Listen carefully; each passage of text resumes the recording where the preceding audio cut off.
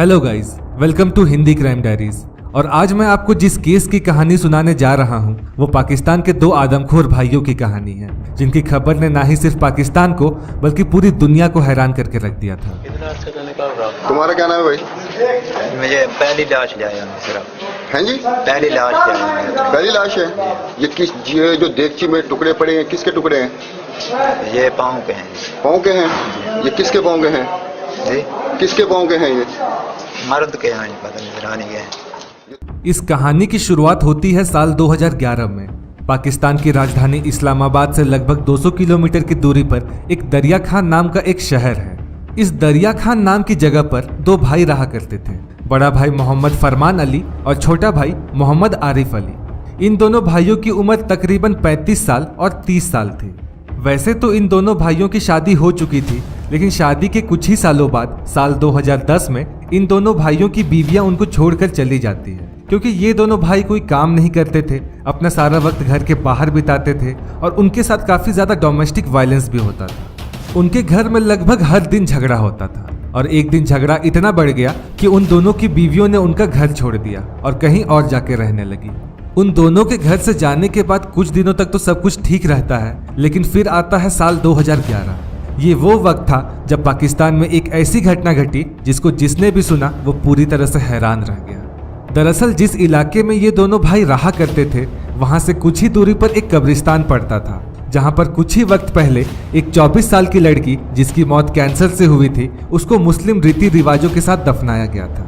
उस लड़की के परिवार वाले उसको वहां उस कब्रिस्तान में दफनाकर वहां से चले जाते हैं, लेकिन फिर अगले दिन जब उसके परिवार वाले दोबारा उस कब्र के पास जाते हैं तो उसके कब्र को देख उन्हें कुछ अजीब सा लगता है। उन्हें लगता है कि किसी ने तो उस कब्र के साथ छेड़छाड़ की है, इसलिए वो डिसाइड करते हैं कि वो दोबारा से उस कब्र को खोद कर देखेंगे। जब वो लोग कब्र खोद कर चेक करते हैं तो उन्हें जो दिखता है वो देख उनके पैरों तले जमीन खिसक जाती है। वो देखते हैं कि उस लड़की की लाश वहां से गायब है, वो लाश वहां पर है ही नहीं। उसके घर वालों को भी यकीन नहीं हो रहा था कि जिस लड़की की लाश को कुछ ही वक्त पहले उन्होंने दफनाया था वो अचानक से गायब हो चुकी है। वहां मौजूद किसी भी इंसान को कुछ समझ नहीं आ रहा था कि आखिर ये अचानक से हो क्या रहा है। फिर वो लोग तुरंत भागकर पुलिस स्टेशन जाते हैं और उन्हें इस घटना के बारे में बताते हैं। पुलिस को सारी बातें बताई जाती है और उसके बाद पुलिस वाले अपनी इन्वेस्टिगेशन शुरू कर देते हैं।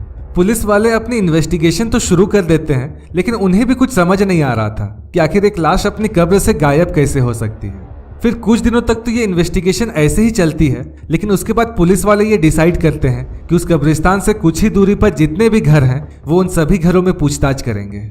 वो लोग सभी घरों से पूछताछ तो करते हैं, लेकिन उन्हें कोई भी ऐसा क्लू नहीं मिल रहा था जिससे कि ये इन्वेस्टिगेशन आगे बढ़ सके। लेकिन फिर अचानक से कुछ ही दिनों बाद एक आदमी पुलिस स्टेशन जाता है और पुलिस वालों को ये स्टेटमेंट देता है कि उसने एक इंसान को कब्रिस्तान में बार बार जाते हुए देखा है। वो ये भी बताता है कि वो उसके घर को भी जानता है और उसके घर के अंदर कुछ अजीब से टोटके के सामान रखे हुए हैं। वो घर दरअसल किसी और का नहीं बल्कि वही दोनों भाई मोहम्मद फरमान अली और आरिफ अली का था। पुलिस को कई दिनों बाद इस घटना के रिगार्डिंग कुछ इन्फॉर्मेशन मिली थी, इसलिए वो लोग डिसाइड करते हैं कि वो उस घर में जाएंगे, क्योंकि हो सकता है कि उन्हें उस लाश के बारे में वहां से कुछ पता चल जाए कि वो लाश आखिर कहाँ है। अब पुलिस जब इन दोनों भाइयों के घर जाती है तो उन्हें फरमान अली घर में मिलता है, जो अपनी बहन और अपने माँ बाप के साथ रह रहा था। फिर पुलिस वाले फरमान अली से पूछताछ करते हैं, लेकिन वो कुछ भी बताने से मना कर देता है। वो कहता है कि वो इस बारे में कुछ भी नहीं जानता।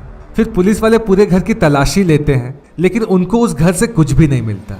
फिर पुलिस वाले देखते हैं कि उस घर में एक और कमरा है जिसमें बाहर से ताला लगा हुआ है। पुलिस वाले जब उस कमरे के बारे में पूछते हैं कि वो कमरा किसका है, तो फरमान अली बताता है कि वो कमरा उसके भाई आरिफ अली का है। जब फरमान से आरिफ के बारे में पूछा जाता है तब वो बताता है कि आरिफ अभी घर पर नहीं है, वो अभी कुछ वक्त पहले ही घर से बाहर गया है। फिर पुलिस वाले उस ताले की चाबी मांगते हैं और दरवाजा खोलकर अंदर घुस जाते हैं। अंदर घुसने के बाद पुलिस को उसी कमरे के बीच में एक पतीला दिखाई देता है जिसमें कुछ मांस के टुकड़े रखे हुए थे और उसी पतीले के पास में एक छोटी कुल्हाड़ी और एक चाकू भी रखा हुआ था। शुरुआत में तो पुलिस उस पतीले पर ज्यादा ध्यान नहीं देती, लेकिन फिर अचानक से एक पुलिस वाले की नजर उसी कमरे के फर्श में एक लाइन में चल रही चींटियों पर जाती है। वो चींटियां सीधे उसी कमरे में रखी एक चारपाई के नीचे जा रही थी। फिर पुलिस की टीम चारपाई के नीचे चेक करती है तो वहां पर उन्हें एक बोरी मिलती है जब उस बोरी को खुलवाया जाता है तो उसके अंदर का जो नज़ारा था उसे देख पुलिस वालों का दिमाग घूम जाता है। वो देखते हैं कि उस बोरी के अंदर उसी लड़की की लाश थी जिसको कुछ वक्त पहले कब्रिस्तान में दफनाया गया था और जो अचानक से कब्र से गायब हो गई थी। उस लड़की का एक पैर कटा हुआ था और जो पतीला उस कमरे के बीच में रखा हुआ था उसी पतीले में उस कटे पैर को पकाया गया था। फिर पुलिस ने जब उस छोटी कुल्हाड़ी और चाकू की जांच करी तो उसमें भी मांस के कुछ टुकड़े लगे हुए थे। पुलिस को अब कहीं न कहीं ये शक हो चुका था कि उस बर्तन में जो मांस के टुकड़े हैं वो इसी लड़की के हैं, लेकिन इस बात को कंफर्म करने के लिए पुलिस वाले उस बर्तन को लैब में जांच के लिए भेज देते हैं। और जब कुछ दिनों बाद लैब से रिपोर्ट आती है तो ये कंफर्म हो जाता है कि वो सारे मांस के टुकड़े किसी इंसान के थे। फरमान अली को तो पुलिस ने पहले ही गिरफ्तार कर लिया था, लेकिन अब जैसे ही पुलिस वालों का शक यकीन में बदलता है कि उस पतीले में रखे मांस के टुकड़े किसी जानवर के नहीं बल्कि किसी इंसान के थे, तो वो लोग आरिफ अली की भी तलाशी शुरू कर देते हैं और कुछ ही वक्त में फरमान के भाई आरिफ को भी पकड़ लिया जाता है। पुलिस अब इन दोनों भाइयों से पूछताछ करती है और इस पूछताछ में आरिफ बताता है कि उसके बड़े भाई फरमान अली ने ही उस लड़की के मांस को पकाया था, जिसके बाद दोनों ने मिलकर उस इंसानी मांस को खाया। अब जैसे ही ये बात धीरे धीरे करके बाकी मोहल्लों में फैली तो लोगों को यकीन नहीं हुआ कि उनके शहर में दो ऐसे आदमखोर भाई रहते हैं जो पहले तो किसी कब्र से लाश को बाहर निकालते हैं और उसके बाद उसको पकाकर खा जाते हैं। अब इस कन्फेशन के बाद पुलिस वाले इन दोनों भाइयों को अरेस्ट कर लेते हैं और पुलिस स्टेशन ले जाकर थोड़ी सख्ती से पूछताछ करते हैं। इस पूछताछ में जो भी चीजें वो दोनों बताते हैं उसे सुन पुलिस वालों का भी दिमाग घूम जाता है। वो बताते हैं कि अब तक में वो 100 से भी ज्यादा लाशों को कब्र से बाहर निकालकर उनको पकाकर खा चुके हैं। और जब उनसे पूछा गया कि वो ऐसा क्यों करते हैं तो उन्होंने बताया कि ऐसा करने के लिए उनको एक जादू टोना करने वाले ने कहा था कि अगर तुम इंसानी मांस खाओ तो तुम्हारे सभी दुख खत्म हो जाएंगे और तुम्हारी जिंदगी में सब कुछ अच्छा होगा। वो दोनों भाई उसकी बातें सुनकर उस पर यकीन करने लगते हैं और डिसाइड करते हैं कि वो ऐसा ही करेंगे, लेकिन उनमें इतनी हिम्मत नहीं थी कि वो किसी जिंदा इंसान को मार सके।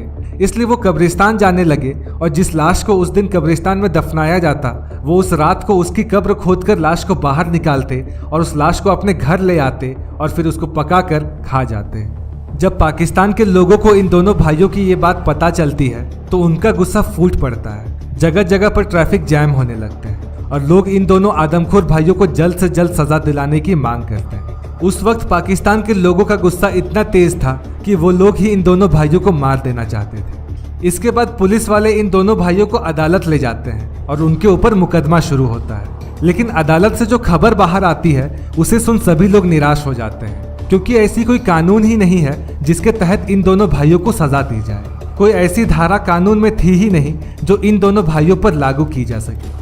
लेकिन फिर भी इन दोनों भाइयों को इंसानी लाश के साथ ऐसी हरकत करने के लिए 2 साल की सजा सुनाई गई। वो दोनों भाई साल 2011 में जेल जाते हैं और 2013 में उनकी सजा पूरी होने के बाद ये जेल से रिहा हो जाते हैं। और रिहा होने के बाद जब वो दोनों अपने शहर जाते हैं तो वहाँ के जो लोग थे वो उनका काफ़ी विरोध करते हैं। उस वक्त भी उन लोगों का गुस्सा इतना ज़्यादा था कि वो उन दोनों भाइयों को मार डालना चाहते थे। वो दोनों भाई किसी तरह लोगों से अपनी जान बचाकर पुलिस स्टेशन जाते हैं और अपनी प्रोटेक्शन के लिए मांग करते हैं। पुलिस भी इनको प्रोटेक्शन देती है और इन दोनों को पब्लिक के गुस्से से बचा लिया जाता है। फिर कुछ दिनों बाद ये दोनों भाई अपने इलाके, अपने घर को छोड़कर कहीं और रहने लगते हैं। पुलिस वालों ने भी इनको इनका नाम गुप्त रखने के लिए कहा था और उन्होंने बिल्कुल वैसा ही किया और काफी वक्त तक वो दोनों एक गुमनामी की जिंदगी जीते रहे। लेकिन अभी ये कहानी यहाँ खत्म नहीं हुई थी। इस इंसिडेंट के तकरीबन 1 साल बाद पुलिस स्टेशन में एक कॉल आता है कि एक घर है जहां से एक बहुत ही अजीब सी बदबू आ रही है। अब पुलिस उस इलाके में पहुंचती है और लोगों से पूछती है कि आखिर उस घर में कौन रहता है, लेकिन किसी को भी कुछ पता ही नहीं था कि आखिर उस घर में रहता कौन है। खैर, जब पुलिस वाले उस घर का दरवाजा खटखटाते हैं तो दरवाजा खोलने वाला इंसान कोई और नहीं बल्कि आरिफ था, जो वहां अपने भाई के साथ रह रहा था। पुलिस वाले जब उस घर के अंदर जाते हैं तो उन्हें एक कमरा दिखता है जिसमें ताला लगा हुआ था। पुलिस वाले जैसे ही उस ताले लगे कमरे के अंदर जाते हैं तो वहां का मंजर देख पुलिस वाले और इलाके के सभी लोगों के हाथ पैर फूल जाते हैं, क्योंकि वहां पर एक बच्चे का कटा हुआ सर रखा हुआ था। अब पुलिस वाले इन दोनों भाइयों को दोबारा से अरेस्ट कर लेते हैं और अरेस्ट करके पुलिस स्टेशन ले आते हैं। फिर जब उन दोनों से सख्ती से पूछताछ की गई तो उन्होंने पुलिस को बताया कि इस बच्चे की मौत कुछ ही वक्त पहले हुई थी, जिसके बाद इसे पूरी रीति रिवाजों के साथ दफनाया गया था और जिस दिन इस बच्चे को दफनाया गया था उसी दिन रात को इन दोनों ने मिलकर उस बच्चे की लाश को कब्र से बाहर निकाला और लाश को कब्र से बाहर निकाल उसके मांस को खाने के लिए वो उसे अपने घर ले आए। यानी सजा काटने के बाद भी ये दोनों भाई आदमखोर बने ही हुए थे। अभी भी इनको ना कोई डर था और ना ही कोई पछतावा। इसके बाद फिर इन दोनों भाइयों को अदालत ले जाया जाता है, जहां ये बात पता चलती है कि अब तक ये दोनों भाई लगभग 150 से भी ज्यादा लाश खा चुके हैं। इन दोनों भाइयों का खौफ उस वक्त पाकिस्तान में इस कदर फैला हुआ था कि जब लोग कब्रिस्तान में फूल चढ़ाने या दुआ करने के लिए जाते तो उनके मन में कहीं न कहीं ये शक होता कि इस कब्र में लाश है भी या नहीं। अब अदालत पर काफी दबाव था, लोग काफी गुस्से में थे और इन दोनों भाइयों को अब 2-2 साल की सजा नहीं सुनाई जा सकती और कानून के तहत भी इन दोनों भाइयों पर कोई धारा नहीं लगाई जा सकती थी। लेकिन इन दोनों भाइयों ने जो किया था उसको भी नजरअंदाज नहीं किया जा सकता था। इसलिए साल 2015 में अदालत ने इन दोनों भाइयों को 12-12 साल की सजा सुनाई और आज के टाइम में ये दोनों अभी भी पाकिस्तान के जेल में सजा काट रहे हैं और लगभग 2027 तक ये उसी जेल में रहने वाले हैं। लेकिन अब यहाँ पर जो सबसे बड़ा सवाल है वो ये है कि क्या इनकी सजा के 12 साल पूरे होने के बाद ये एक नॉर्मल जिंदगी जिएंगे या उस वक्त भी ये दोनों ऐसे ही आदमखोर बने रहेंगे। खैर ये तो वक्त की बात है और वक्त ही बताएगा। और इसी के साथ मैं इस कहानी को यहीं पर खत्म करना चाहूंगा। तो दोस्तों ये थी कहानी पाकिस्तान के 2 आदमखोर भाइयों की। इस केस की रिगार्डिंग आप अपने ओपिनियंस हमारे साथ शेयर जरूर कीजिएगा। हम आपसे फिर मिलेंगे एक और नई कहानी के साथ। तब तक के लिए अपना ख्याल रखें, घर पर रहें और सुरक्षित रहें।